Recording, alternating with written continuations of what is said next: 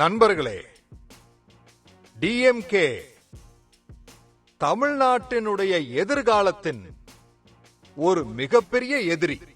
அப்புறம் எந்த அளவுக்கு எதிரின்னு கேட்டா, டிஎம்கே தமிழ்நாடுவின் கடந்த காலத்தோட அதோட பாரம்பரியத்தின் எதிரியும் கூட. நான் அயோத்தியாவில் ராமர் கோயிலுடைய பிரதிஷ்டை நடக்கிறதுக்கு முன்னாடியே தமிழ்நாடுக்கு வந்திருந்தேன். நான் இங்க பழைய முறைப்படி தீர்த்த யாத்திரைக்காக வந்திருந்தேன்.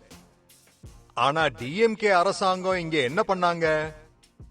டிஎம்கே அயோத்தியாவில் பிரதிஷ்டை நிகழ்ச்சி நடக்கும் போது அத மக்கள் பார்க்கிறதுக்கு தடை விதிக்க முயற்சி பண்ணிருக்கிறாங்க. சுப்ரீம் கோர்ட் தமிழ்நாடுடைய அரசாங்கத்துக்கு கடுமையான கண்டனம் தெரிவிக்க வேண்டியது ஆயிடுச்சு. ஒரு தடவை நீங்க கற்பனை பண்ணி பாருங்க, அந்த ஆளுங்களோட மனசுல நம்மளுடைய நாடு, நம்மளுடைய கலாச்சாரம், நம்மளுடைய மகா புருஷர்கள், நம்மளுடைய பாரம்பரியம், இந்த எல்லா விஷயங்கள்லயும் எந்த அளவுக்கு வெறுப்பு இருக்குன்னு. அது மட்டும் இல்ல, ஒரு தடவை தில்லியில பாராளுமன்றத்தோட புது கட்டிடம் கட்டினப்போ தமிழ் பாரம்பரியத்தோடைய மகான் அடையாளமாக இந்த பூமியின் ஆசீர்வாத முறையில நாங்க புனிதமான செங்கோல புது பாராளுமன்ற கட்டடத்துல நிறுவனம் பண்ணினோம். ஆனா இந்த ஆளுங்க இருக்காங்களே, டிஎம்கே காரங்க, அவங்க அதையும் கூட பாய்காட் பண்ணாங்க. அவங்களுக்கு இந்த செங்கோல நிறுவனம் விஷயம் பிடித்தமில்லாம போயிடுச்சு.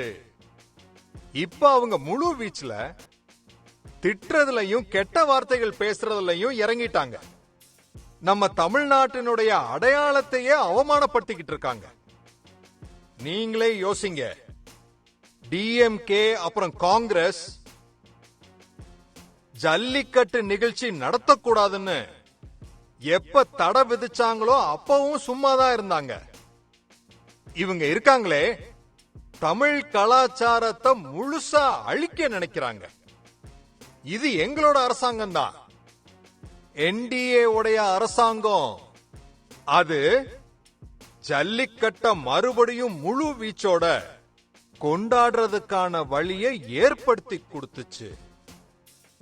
ஜல்லிக்கட்டுங்கிறது நம்ம தமிழ்நாட்டினுடைய கௌரவம்.